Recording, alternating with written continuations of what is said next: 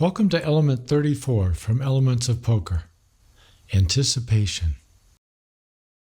Anticipation means to be ready for anything. It means not being caught by surprise. If you are caught by surprise during a hand, then you made an anticipation mistake. If you get check raised and you didn't see it coming, then you made an anticipation mistake. If you bet out and you get raised,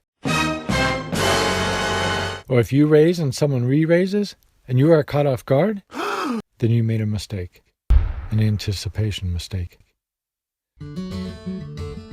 Suppose you are on the button in a three-handed pot. On the flop, Joe checks, Mo bets, you call, and now it is Joe's turn. Nothing he does should startle you.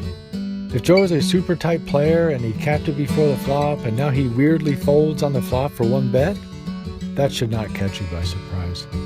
If Joe is a super loose and aggressive player who constantly check raises on the flop, and this time, all of a sudden, he just calls, that should not astonish you.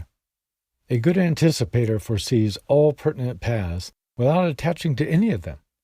Be formless, shapeless, like water. Let's say you have pocket kings, the pre-flop action just ended, and because of how it went, you think there is a good chance that your lone opponent has an ace. If you objectively anticipate the various ways the hand might play out if an ace comes on the flop, then that's good. If you will be disappointed if an ace comes on the flop, that's bad. If you will be relieved if an ace doesn't flop, that's just as bad.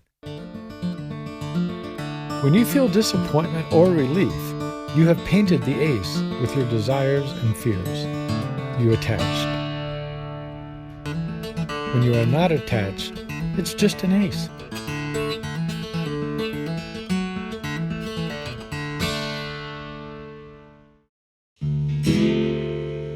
There is one particular anticipation mistake that takes the cake. It's the simplest one and the most common.